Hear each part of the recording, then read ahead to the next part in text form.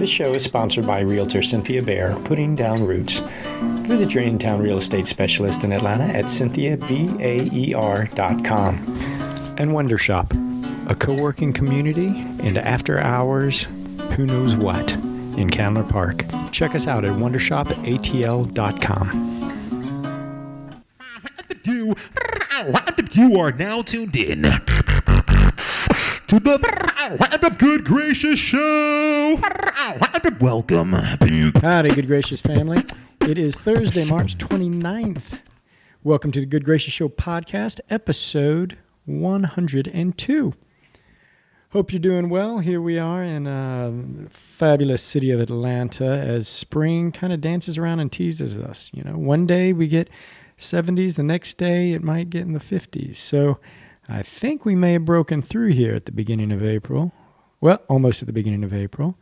And, everything's budding out. We see the azaleas blooming and the pollen is getting thick. You can see it sticking to cars and sticking to people's lungs. So it's a glorious, beautiful time. But for those of the allergy persuaded, it is not the easiest time. But it will all pass soon enough, like everything else in life does. So I want to let you know, first off, next live show is April 28th down at Switchyard's Downtown Club. Get your tickets now. You can get them online at goodgracioushow.com. And I'm going to have some announcements about who's coming. Tickets now. The show's sold out. Don't want you to miss out.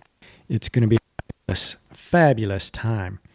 On this episode, I sat down with some fun people. Blair Erskine, whom I saw perform some stand-up at a Critical Crop Top sketch comedy show. It was kind of like watching Saturday Night Live.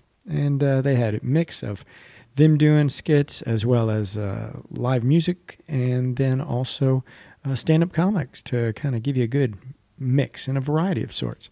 So they're doing some great stuff here in Atlanta. I saw them down at the North Highland Ballroom. You should go check it out.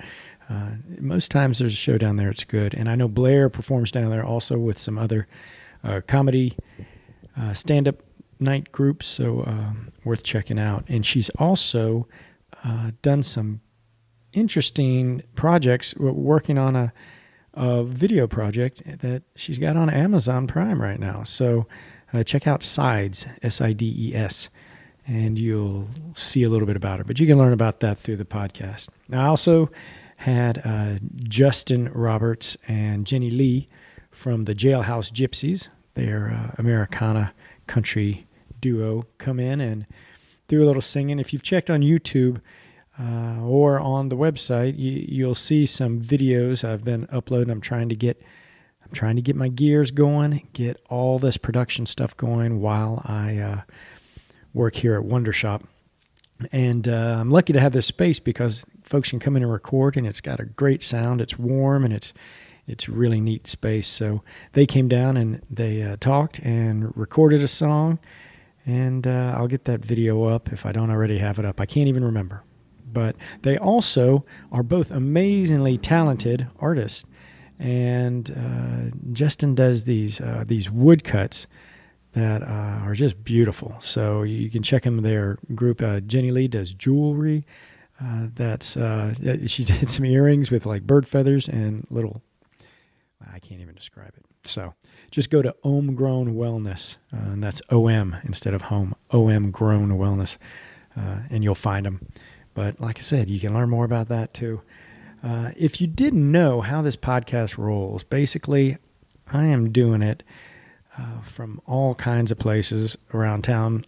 Most often I try to do it here at the shop, record it down here at Wonder Shop. And what I've started to do is I moved from a very functional room for podcasts and for conferences that I've got that some folks have liked to use because it's so quiet. It was set up for a musician to do their mixing.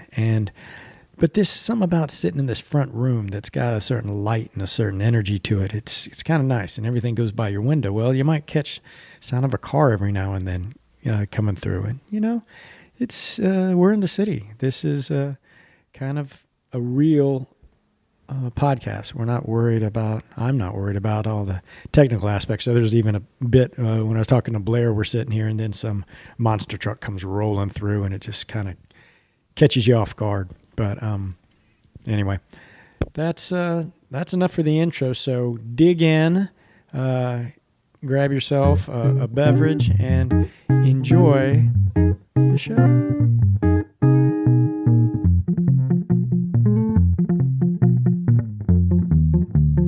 My name's Jenny Lee, owner of Homegrown Wellness, doing some wood art and jewelry and some singing. My partner here, Justin Roberts. Hey, y'all. We got a band going called Jailhouse Gypsies, just some folk music and some originals and some good covers. And glad to be here this morning. Yeah. Well, Justin, you also play around town, right, with some other folks? I do. I play with a couple of different bands, one called Blair, Crimmins and the Hookers, and I play the upright bass for them, and also a band called Smokey's Farmland Band. It's a bluegrass band. We've been going for about 15 years. Do a little singing, a little playing the upright bass for Smokey's too. Is that your preference, the upright bass? Or yeah, I love the upright bass. I started off on guitar. Yeah, yeah. You know, I played guitar from the time I was about 15 years old until I turned about 25, and then moved over to the upright bass, and then that became my main instrument that I played mostly was upright bass. And I never really got good at guitar. I kind of was always more of a rhythm player anyway, and I still am, but the upright bass. Is that why you moved to the bass, or did you move the bass because somebody needed a bass and you said, hey? Actually, that's exactly right. I moved to bass because there was like 100 of my friends, and they all played guitar. Yeah. And no one played the bass, so I was like, well, I guess I'll play the bass then, and we'll have a bass player and a guitar player. And that was the original plan, but yeah, it's been a sweet ride ever since. There you go. And I've been playing a lot more guitar here lately, especially this past year with Jenny. We've been singing some vocal harmonies, trying to get that thing going. So. Well, did you grow up playing an instrument or anything, or were you always just singing? Always singing. I never played anything, haven't learned how to play anything yet. Is that a goal of yours, or are you okay with yes. that? I was going to say, sometimes there's a freedom in saying, that's not my thing. No, there's definitely some freedom in that. When I show up at the gig, I don't really have much to carry. Yeah. I just kind of help everybody else. Yeah. But I have been learning a little bit on upright bass as well. Having it at the house is pretty convenient, so not really too interested in learning guitar, but I like I like four strings. Is that it? Is it the simplified? Simplified, yeah, a lot less. Well, I want to say less to think about, but not necessarily, because as we have noticed, when the bass drops out, it kind of messes up the whole thing. Yeah, there's a lot of. It's like if you're a drummer or bassist, you kind of got an important job. There's a little pressure, but yeah, definitely. It falls apart fast. No one notices that you're even there until you mess up. Right. Well, they're like a good referee in a sports match. You know. Yeah, exactly. Hopefully, you don't know they're even there and they're keeping it together. Yes, That's definitely. funny. Well, when you play with Blair, Justin, you're doing, what do you guys call it? Is it ragtime? Is it jazz? What do you consider that? Yeah, it's like a New Orleans style ragtime. It's kind of the late 20s era, Dixieland type stuff. And then with Smokies, you're doing Smokies is just bluegrass, but we do more of a modern kind of. It's not traditional bluegrass. We'll play some Johnny Cash songs. We'll take some different artists and kind of. Put your spin on Put it. our bluegrass feel to it, yeah. Play with some friends of mine, Trey Gibbs, who I think you know. Do you know Ian Newberry and Jared Womack? I don't think so.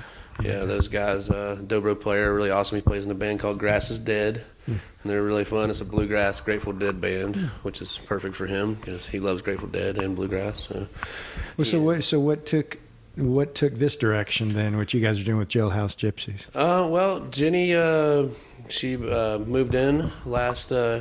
She said you were starting a band. She just moved in, and we started picking around in the living room a little bit, and just started off playing and learning some songs together and everything. And our voices kind of sounded. I thought they sounded good together. I've sang with a lot of people, and sometimes you can sing with people, sometimes you can't.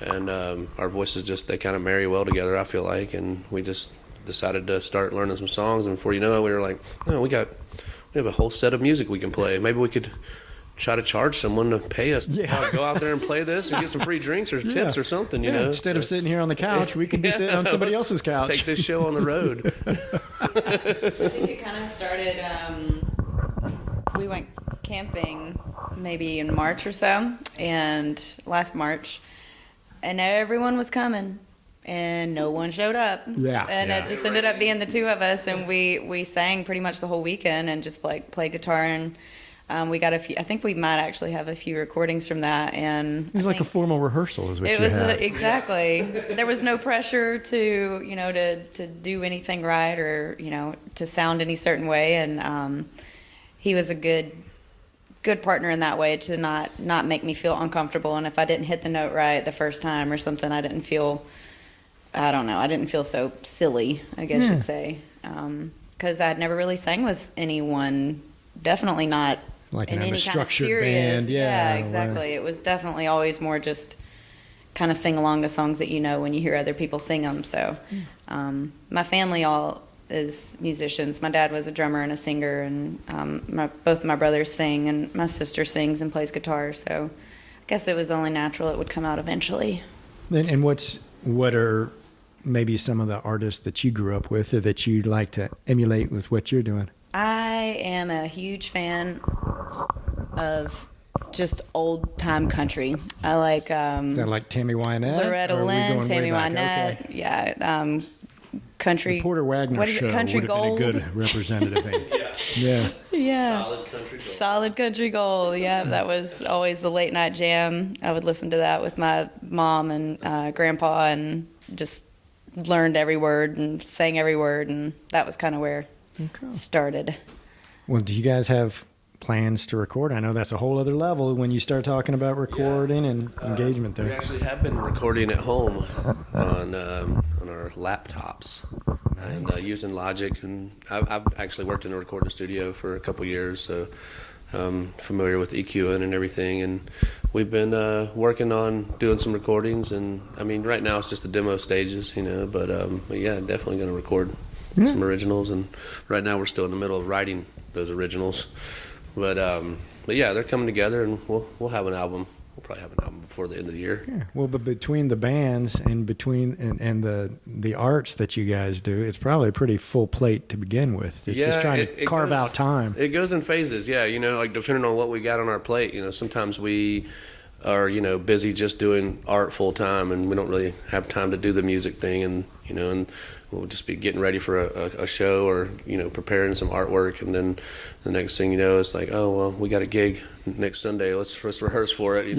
Let's give an hour to that. Change gears, yeah, and switch over into the music, pushing the music thing. But Well, so now I think the next evolution is that you guys are taking the art to the festival and then in the festival. So that way Right. you're kind of double dipping. yeah, actually, I got a chance to do that at Chomp and Stomp last year. Yeah, we vended at Chomp and Stomp. We had a vendor booth set up, and I also played Chomp and Stomp with Smokey's Pharma Band. So, like, for about an hour, I got to break away from the tent and go perform and Nice. give the people a shameless plug. Yeah. Go visit the tent. Go visit our art tent. Right. Pick up some. You can come touch my merchandise. bass over at the tent. I'll be signing autographs over at Yeah. Homegrown Wellness Tent. But yeah, I think it's cool. It's awesome that we get to share that together. It's Yeah. really cool. Well, the name Homegrown Wellness is is that your creation, Jenny? Yeah, Obviously, it sounds like homegrown, but it's take the H off. Absolutely. My mom kept saying, I was trying to think of a name for a very long time, for about a year, maybe almost 2 years. And my mom kept saying, just do something with homegrown or something with home. I'm like, no, that's so overdone. And I love yoga and had practiced for several years. And one day it just kind of hit me. I was like, homegrown. So that came into fruition, and I was excited about the name, and I have a friend who does really cool artwork. So the next morning, her and I were meeting for yoga practice, and I was like, oh, I can't wait to tell her the name, and I'm going to have her design this logo for me. So we're in the parking lot, and we hadn't even gone in yet, and I ran up and I was like, hey, I want you to design this logo for me. She's like, okay, cool, hold on, I have something for you. And she went to her car and she came back and she had an original drawing that she had done of this really beautiful ohm that had plants growing out of it everywhere. And if you've seen the logo, then, I mean, it definitely felt like I was in the right place at the right time. It was very much exactly what I was supposed to do. So. Well, I'm not that bright, as most people know, but what exactly is an ohm then? Is it a representation? Ohm is, it's like an ancient syllable, and some would say that it is literally the sound of the universe. So if you... So that's why when people, chant, practice meditation or chant or whatever, you get that ohm. Exactly. Yeah, when you say it too, there's like this vibration in the throat and the chest, and the, vibration kind of links to everything around us and the sound. And so your art does the same thing. And the art does the same thing. Yeah. There we go. Shameless plug. Yeah. Yeah. Well, if people want to learn more about your art or check it out or listen to some tracks, what's the best way for them to learn about you or find out about you? Our website, we've got omgrownwellness.com, and that's O-M, Grown Wellness. And we don't have a Jailhouse Gypsies site set up, but we are on Facebook. We're on Etsy. We're on Instagram. All the things. There you go. Google Jailhouse Gypsies. Our Facebook page will come up first thing. All right. There we go. Well, there we go. If you forget the words, then I'm just kidding. Ready? This is Come On Up to the House. This is a Tom Waits tune. Tom Waits. We love some Tom Waits. Well, the moon is broken and the sky is cracked. Come on up to the house. The only thing that you can see is all that you lack. Come on up to the house. Well, all your crying won't do you no good. Come on up to the house. Come down off your cross, we could use the wood. Come on up to the house. Say, come on up to the house. Come on up to the house. This world is not my home, I'm just a passing through. Come on up to the house. Was no light in the tunnel, no iron in the fire. Come on up to the house. And you sing and lead soprano in the Junkman's choir. Come on up to the house. Well, don't life seem nasty, brutish and short? Come on up to the house. Well, you see, it's a stormy, you can't find no port. Come on up to the house. I said, come on up to the house. Come on up to the house. This world is not my home, I'm just a passing through. Come on up to the house. There ain't nothing in this world that you can do. Come on up to the house. You've been whipped by the forces inside of you. Come on up to the house. Well, you're high on the top of your mountain of woe. Come on up to the house. And you know you should surrender, but you can't let go. Come on up to the house. I said, come on up to the house. Come on up to the house. This world is not my home, I'm just a passing through.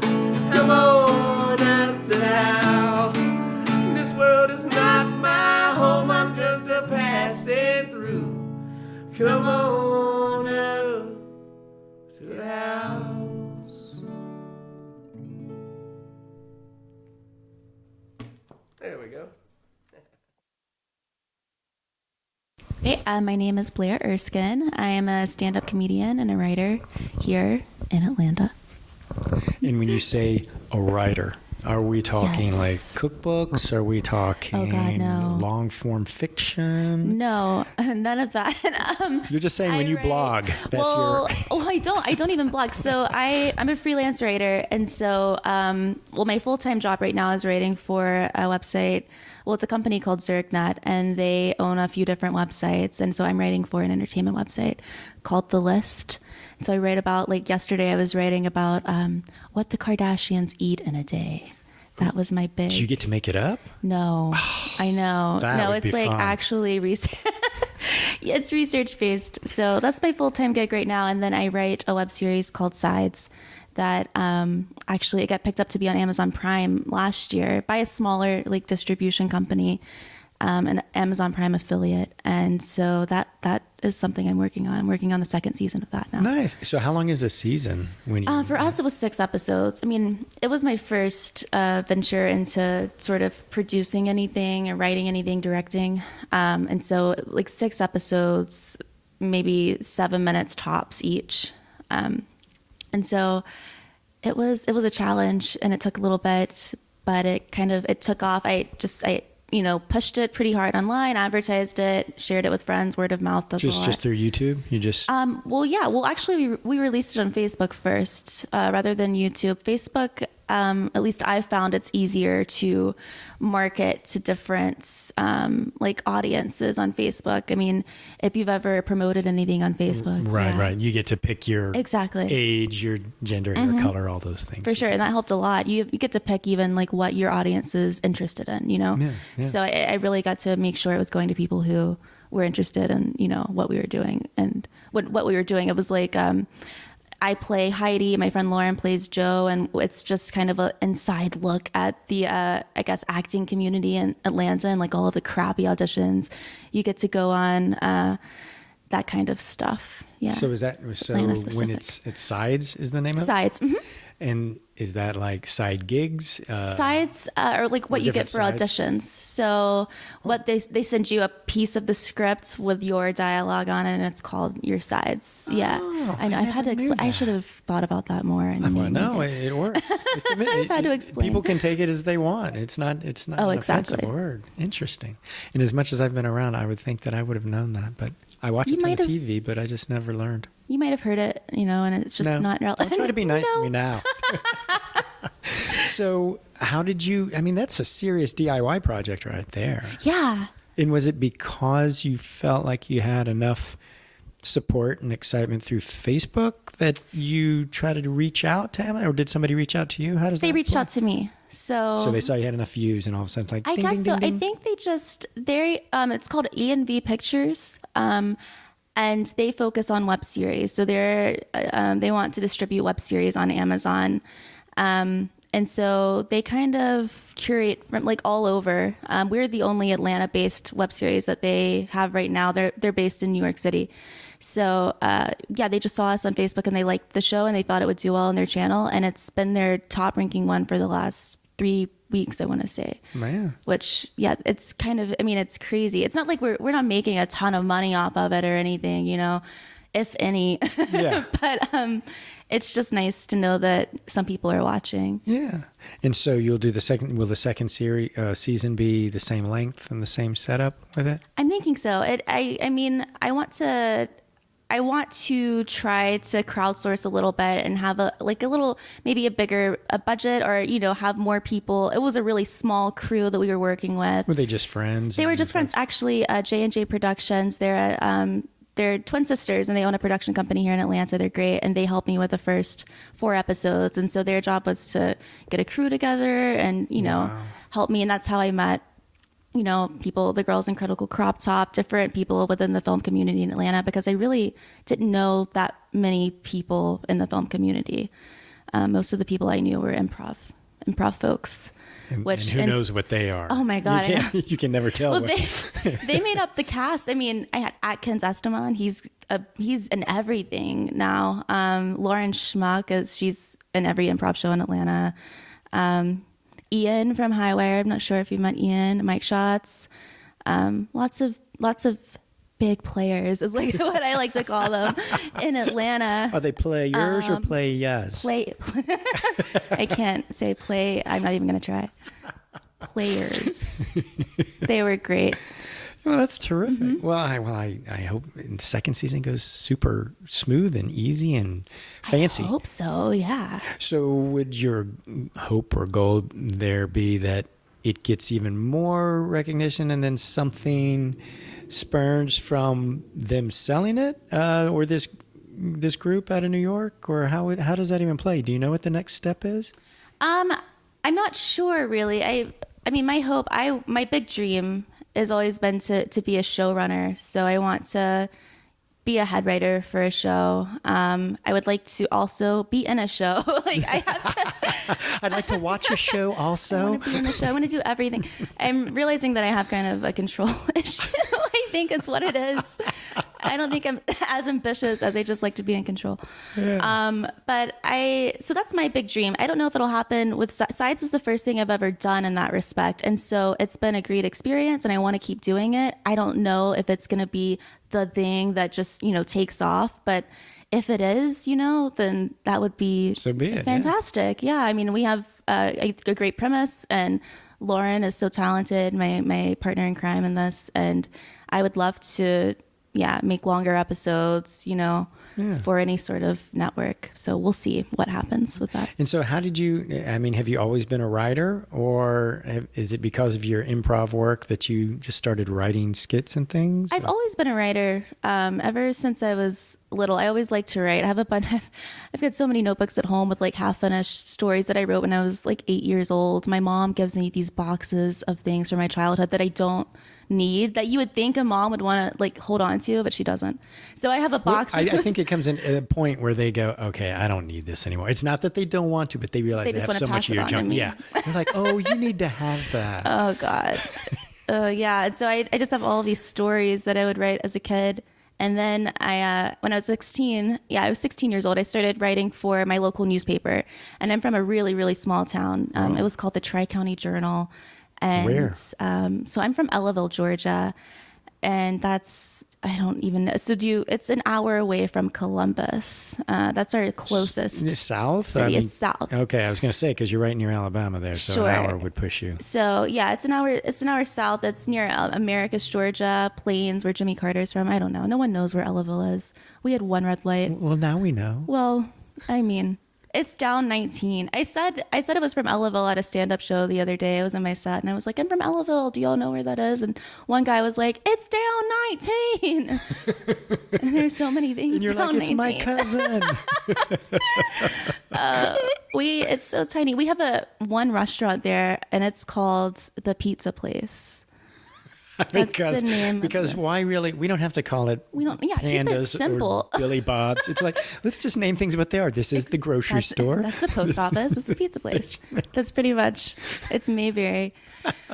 And so at 16, you're the editor of your Tri-County newspaper? Yes, I am. I climbed the ranks pretty quickly. I don't know how. I think my grandma was on good with the guy who owns the paper, but for some reason they let me. I was not qualified. I was going to like city council events and writing about things I had no clue about. I'm sure it was a disaster, but they were very nice, and I felt like Mary Jane or something, Did you do it for a good while, or was it a short-lived experience? Until I graduated. Yeah, well, that's pretty good. Then you must have been good enough then. I mean, maybe they were nice, you keep saying they were nice, like you. I haven't. I'll have to go back and read. I'll have to go back and see. I don't know how it holds up today. Now that would be fun, though, don't you think? Oh yes, that's a great idea. Yeah. Man. You ought to get a bunch of friends together and then just have a little cookout and go, I just wanted to share this with you when I was 16. Everybody read a piece. Reading, yes. We'll have John come. That's right. Have John Good come and just make it sound so dramatic in that city council meeting on the water issue or I'll do that for my birthday. The crazy possum. Yeah. Yes. So that's where I started. And then when I moved to Atlanta in 2011 and I keep writing, mostly personal essays. Yeah. No. Personal essays for myself. Just for yourself. Just for myself. You don't share them. You lock them away. It took me a long time to be okay with sharing my writing with people. And I do it openly now. I'm not so scared now, but it took years once I became an adult, I guess. And What was it you were afraid of? just people not liking it. I think it was just not understanding where I was coming from on something, or not liking what I wrote, just not being entertained, or not getting what I wanted them to get out of it, So I didn't want people to think I was I was a bad writer and then never give me another chance. And so I wanted to like keep it, sacred until I was ready to. Or until you became famous. And I told you all. Yeah. Well, did you ever think of writing under a different name, or have you done that? I haven't done that. And I haven't thought about it really. Till now. Until now. No. Well, it's interesting that I think we all have those things that we keep close to the vest. I mean, I know me personally, definitely wouldn't share anything. And now it's partly just age that you go, oh, why do I care if people don't like it? Sure. And I think that's pretty much the only benefit of getting older, is that you just stop really worrying about the silly stuff, Yeah. And I mean, I go, hey, I'm married, I've got kids. Really, well, I'm one foot in the grave. So what does it matter? You're not trying to impress anybody. Yeah, go ahead, hate me. Doesn't bother me at all. Oh man, I can't wait. I still very much care about what people. It's right around the corner, I know. Well, but did you feel the same pressure when you perform, either improv or stand-up? Yeah. Well, stand-up's really helped me with that. Improv, I guess I started with improv. And so I started improv in 2016, taking classes at Village Theater, and I was in a couple of groups. And it terrified me. It was so scary because, you're just kind of up there, coming up with things on the fly. And they always tell you, don't try to make the audience laugh, that's not what but that's what you want to do, you know? Right. You That's the end goal. Come on, let's not fool said. ourselves here. But you're not supposed to think about it. And I'm bad. I mean, I am always in my head. And so, of course, but improv it taught me that you have a sense of community, hopefully, in some aspects of your life. I mean, improv's all about group work. And so your teammates with you, they're on stage to make you look good, and they're on stage to help you out. And even if, I feel like that can, transfer to other parts of life. So then you jump to doing just stand-up, where you're like, screw the team, I'm on my all own. alone. And I always said, I control, exactly, there we that's go. what I'm saying. You don't have to get those other people I'm getting in the just a way and saying the narcissist. wrong thing. Well, see, and I told a friend just last year, not even a year ago, it was like June, we were at the beach, and he asked me if I would ever try stand-up, and I was like, no, never, No, it was it was just a terrifying thought to be up there all alone. And then I don't know what came over me. So what was the moment? What? I don't even, do you know Lace Larrabee? No, but I love that name. Oh, she's got, a fantastic name, a fantastic set about her name, Lace. She is a stand-up comedian here in Atlanta. She has performed all over the country. She's been on TV. She's wonderful, very, very funny, very smart. And she started an all-women stand-up class last year. And I saw her post about it on Facebook, and it was her first class. And she was, putting a call out there for students. And I don't know what it was. I just trust Lace, I guess. And so I was like, I'll do it. Why not? And then I immediately regretted it, but I'd already signed up. And so it's good that you couldn't turn back. Yeah. And it was 6 weeks of 3-hour long classes every Tuesday at the Punchline. And then we had a graduation show. And the day of the graduation show, I just wanted to crawl under a rock. I was going to say, were you just like, your stomach in knots and you can't? I was like, what are you thinking? You are not, no one is going to laugh at you. It was just, what you do to psych yourself out. Is that the worst thing though, really, Blair? That's the funny thing. You think, oh, it's going to be horrible. It does feel like the worst thing in the moment, but I know that it's not. And you're an adult. You're supposed to understand that the world's spinning all around you. Yeah, but no, that's not what I was thinking. But I got on stage and I did my set and people laughed. What? And it was like what I imagine heroin to be like or something. The way you want to keep imagining. Yes. That's what Kids, I'm going to keep. We want to keep that as... Exactly. Well, this whole thing's about drug awareness. Yeah. No, don't do heroin. But do stand-up comedy. It felt great. And I was obsessed. And you got hooked. Mm-hmm. Wow. So from that moment, do you feel like the light went off the right way so that then you said, okay, I can do this? Was the second time, were you just as nervous?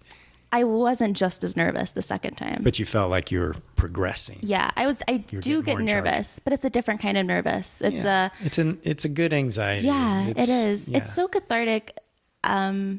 I think for anyone it would be cathartic, but especially as a writer to get on stage and then because you wrote all of these jokes, they're only your jokes, hopefully. Right. And so you get on stage and you tell these people what you've written, you tell them your thoughts on things, and then they laugh. They have some sort of response, Or they don't. Or they don't. And you go, cross that out of the set list. Yeah. And so it's just instant gratification, That's cool. Yeah. Have you watched the Marvelous Miss Maisel? I have, yeah. I mean, that's a pretty amazing show. It's amazing. I actually started watching it the day of my before I went there. I just saw it on Amazon, and I started watching it. It's amazing. It's kind of inspiring, I guess. It's very inspiring. Yeah, I've learned a lot. I mean, I've always loved stand-up and comedy in the process, but I think that show does a really good job of, for sure, blending a little bit of what goes through the mind and how you go through life. You get to see how real life inspires. And it's not that easy, and there's not always great characters, and everybody likes to think they're all great, they're all stand-up comedians and super nice. It's like, no, just like humans, not all of them are good. That's right. I haven't run into that yet here in Atlanta, which is you're still great. I'm sure I'll meet somebody. Right? So, as a stand-up comedian, I mean, how many clubs? How do you get gigs, or do you just kind of try to make your own experiences? You have to be dedicated to it, and that's what Lace told me. That's Olive Lynch is another stand-up comedian in Atlanta, and she came and spoke to our class and told us that if you were serious about it, you'd have to go out to open mics, multiple times a week, because that's how you meet other people in the scene, and that's how you get better. You can't go up there and get worse. Right. So if you have a bad experience, which you will, it's only going to make you better, and you have to do it and do it and do it, just keep getting up there. And so that's what I did. And I work from home, and so it was easier to do that. That I know when people have 9-to-5s, it's not as easy to get out there and get on stage. But there are a lot of open mics around Atlanta, and the scene is very welcoming, very supportive of new comics coming up, and very helpful. And so I started doing as many as I could, and eventually I started getting booked for shows. And so it's just kind of... So now you're just sitting back and you're just counting your money, right? Oh, that's how... You betcha. Totally. Look at my 94 Monte Carlo out there. Oh my gosh, a Monte Carlo. Oh, it was my grandma's car. I bought it. Oh, man. Yeah. What's your favorite comic clubs here in town to play in or near Atlanta? Oh, man. So, my favorite place to go for open mics, I love Relapse, the Relapse Theater. That was the first place I went for an open mic, so maybe that's why. But it's always, there's good memories out there. I love it there. I love Noni's. So Jen Lenny hosts an open mic there. She's hilarious. She's wonderful, and you can eat a sandwich and then go up and do your set. You have those garlic fries down oh my God, on Edgewood. Yeah, they're heaven. Where else do I like? There's so many. I've been doing. I did a couple of shows at Highland recently with Critical Crop Top. I did some shows recently for Joe Pettis at Highland Ballroom. That's just such a great multifunctional venue. You know, with everyone has shows there. But I'd say Relapse and Noni's for sure, my top two. And Smith's Old Bar if you're a night owl. It starts at that starts 11. at 11 or midnight. Yeah. Mark Kendall told me about that. It's so much fun, though, if you can stay awake. Yeah, if you can stay awake. Because, freaks come out at night, right? That's how that goes. Well, is there anything else you want to talk about? Or is this kind of it? Oh, my gosh. I know. So much pressure. No pressure at all. It's like a speed date of sorts. Oh, a speed date of sorts. Yeah, but there's absolutely no physical contact. There's no exchanging of numbers. I'm sorry if you're depressed about all that. Date? No, I just watch them in funny videos. Do they still exist? They have to still exist. They gotta still exist. Tinder's kind of like a speed date now. What is? Tinder, right? Yeah. That's what speed. Yeah, pseudo. Is that a date? You're looking at somebody and that's what you do. I don't know. Yeah, that's like the speediest date. It's a very, very speedy date. Yeah, that is a speedy date. Never been. I always wanted to go on a speed date growing up because you'd see them in, movies, but then here I am. And nobody's doing it. Well, maybe that's what you need to, that's your next project. What? Speed dating? Writing project? I don't know. Oh, writing. I see. I'm a writer. Ooh, I maybe forget. it's a story. Maybe somebody runs a speed dating Anything's thing. a story. Oh, I would love for that. I'll have to do some research. Yeah. Just make it up like you're 16. Oh God. Well, are you playing anywhere coming up? You got any gigs or shows? I'm doing Girls Night Out at Highland Ballroom. Amber North runs that show. Nice. She's great. And so only girls are allowed, right? Well, they have one token guy. Huh? Yeah. See, it's usually the opposite. Huh. That's true. Like one token female comic. So so we're flipping that. We're flipping Trying the to show scripts. you. Yes. I gotcha. So that's on the 31st. I'm really excited. Oh, good. I haven't done it yet. Yeah. You haven't done the show on the 31st yet? I haven't done the show on the 31st yet. It'll be a 31st, if you will. Just kind of taking them as they come. There you go. You know what I mean? Well, that sounds great. Well, thank you. Oh, my God. That was a big truck. I don't understand why. It wasn't even a big truck. It was a loud truck. It's a guy thing. I'm pretty sure there wasn't a woman driving that. I'm pretty sure a woman has not been inside of the truck. There could be one stuck in there somewhere. No, God. We just don't know. Well, thanks for coming out today, Jen. Thank you for having me. This has been great.